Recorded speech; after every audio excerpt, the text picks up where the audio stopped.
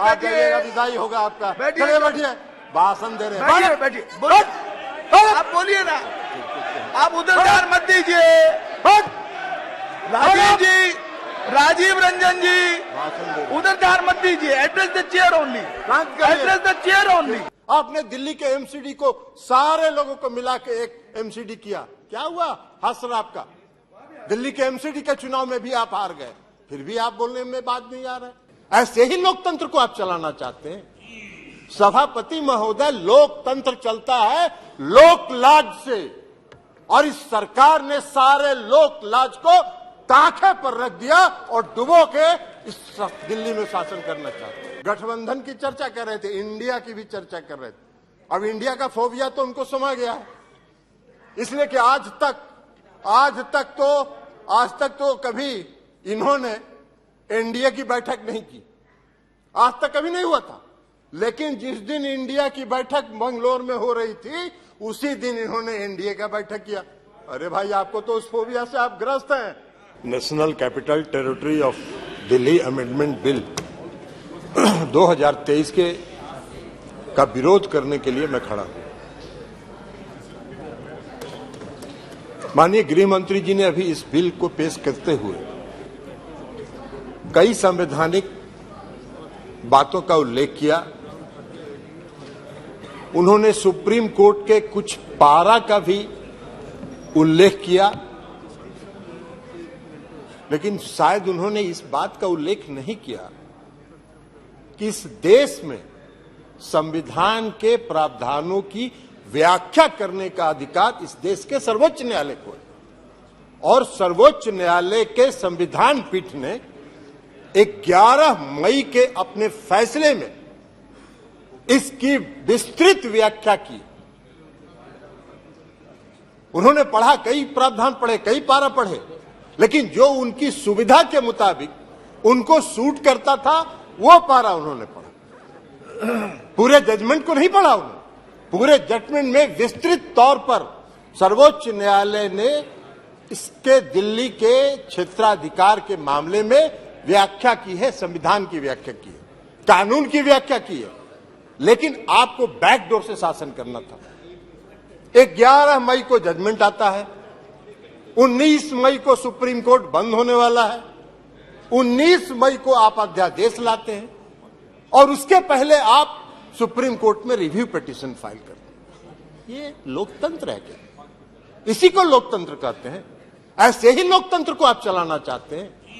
सभापति महोदय, लोकतंत्र चलता है लोकलाज से, और इस सरकार ने सारे लोकलाज को ताखे पर रख दिया और डुबो के इस दिल्ली में शासन करना चाहते हैं। अभी माननीय गृह मंत्री जी ने बिल को पेश करते हुए कहा कि दिल्ली की सरकार 2015 में ऐसी बन गई कि जो भ्रष्टाचार के मामले में जिसका काम ही नहीं है सेवा करना। अरे, सेवा दिल्ली की सरकार जनता की सेवा कर रही है कि नहीं कर रही है, यह फैसला तो करने का अधिकार दिल्ली की जनता को। आप कैसे बैठ के यहां फैसला कर सकते हैं? आपको कौन अधिकार दिया है यहां फैसला करने की? चुनाव तो आप भी लड़ते हैं दिल्ली में, लेकिन आप 3 सीट पर सिमट जाते हैं, 3 सीट पर सिमट जाते हैं, और उसके बाद भी कहते हैं कि वाह भाई, दिल्ली में जो सरकार है उसको सेवा का काम ही नहीं कर रही है। कौन सा काम आप व्याख्या कर रहे? आपने दिल्ली के एमसीडी को सारे लोगों को मिला के एक एमसीडी किया, क्या हुआ? हसर आपका। दिल्ली के एमसीडी के चुनाव में भी आप हार गए, फिर भी आप बोलने में बात नहीं आ रहा है, फिर भी आप बोल रहे। तो लोक लाज जब आप ताखे पर रख दीजिएगा तो यही होगा, क्योंकि आपने लोकतंत्र को समाप्त करने का निर्णय किया। फिर आपको क्या अध्यादेश लाने की जरूरत पड़ी? क्यों आप इंतजार करते रहे? आपने रिव्यू पिटीशन फाइल किया था, तो रिव्यू पिटीशन जब आप फाइल किए थे तो रिव्यू पिटीशन का आप इंतजार करते। रिव्यू पिटीशन में सुप्रीम कोर्ट का क्या फैसला होता है, लेकिन नहीं, आपने इंतजार नहीं किया। आपने 19 तारीख को सुप्रीम कोर्ट बंद हो रहा है गर्मी की छुट्टी के लिए, और 19 तारीख को आप अध्यादेश जारी कर रहे। आपकी मंशा है बैकडोर से शासन करना, मनोनीत लोगों के माध्यम से चुनी हुई सरकार पर शासन चलाना, यही मंशा आपकी दिल्ली में भी है और यही मंशा देश के अन्य भाग में। ये कौन सा शासन आप चला, कौन सा लोकतंत्र स्थापित करना चाहते हैं? अभी चर्चा कर रहे थे माननीय गृह मंत्री जी, गठबंधन की चर्चा कर रहे थे, इंडिया की भी चर्चा कर रहे थे। अब इंडिया का फोबिया तो उनको समा गया है, इसलिए कि आज तक तो कभी इन्होंने एनडीए की बैठक नहीं की, आज तक कभी नहीं हुआ था। लेकिन जिस दिन इंडिया की बैठक मंगलोर में हो रही थी, उसी दिन इन्होंने एनडीए का बैठक किया। अरे भाई, आपको तो उस फोबिया से आप ग्रस्त हैं, आप उस फोबिया से ग्रस्त हो गए हैं और आपकी विदाई होने वाली है, तो इसलिए भ्रष्टाचार की बात कर रहे हैं। बैठिए ना बाबा, आप जाइएगा, विदाई होगा आपका। चलिए बैठिए, भाषण दे रहे हैं, बैठिए, आप बोलिए ना, आप उधर ध्यान मत दीजिए। राजीव रंजन जी, उधर ध्यान मत दीजिए। Address the chair only, address the chair only. कर रहे हैं। केवल आपकी बात रिकॉर्ड में जा रही है, किसी अन्य की बात रिकॉर्ड में नहीं जा रही है। आप please address the chair and please सभापति and try to conclude also please.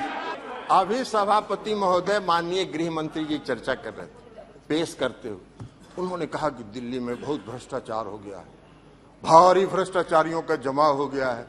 Maharashtra के बारे में उन्होंने चर्चा नहीं की। 4 दिन पहले प्रधानमंत्री ने कहा 70,000 करोड़ का घोटाला हुआ और सबको वॉशिंग मशीन में डाल के बाहर निकाल लिया। अरे वाह भाई वाह, भ्रष्टाचार की परिभाषा कर रहे हैं और देश देख रहा है। आपको भी गृह मंत्री जी, पूरा देश देख रहा है कि कौन से भ्रष्टाचार की आप व्याख्या कर रहे हैं और कौन सा भ्रष्टाचार पर आप नियंत्रण करना चाहते हैं। भ्रष्टाचार का भय दिखाकर अपनी राजनीतिक बात पूरी कीजिए जी, इसलिए चिंता मत करिए, धन्यवाद। जनता देख रही है आपको भी। 2024 मिश्रा जी, आपका भी फैसला जनता कर देगी। और इसी के साथ अरे कैसे खत्म हुआ? आपने अभी तो कर दिया भाई, नहीं हो गया ना पूरा, नहीं कंक्लूड करने दीजिए। कीजिए तो इसलिए पूरा कीजिए। इसलिए सभापति महोदय, मैं ये कहना चाहता हूं कि जो यह बिल अरे बैठिए, पीछे बैठ जाइए। यह बिल जो आया है, यह बिल लोकतंत्र का विरोधी है, लोकतंत्र को समाप्त। वैसे इनकी मंशा है, इस सरकार की मंशा है लेकिन के सारी संस्थाओं, आपने कह दी अपनी बात, आपने सारी बात कह दी है। संस्थाओं को ध्वस्त करना इनकी मंशा है। Thank you. ये कर रहे हैं, लेकिन यह लोकतंत्र विरोधी है, संघीय ढांचा के खिलाफ है। मिश्रा जी, इसलिए हमारी पार्टी और हम लोग इसका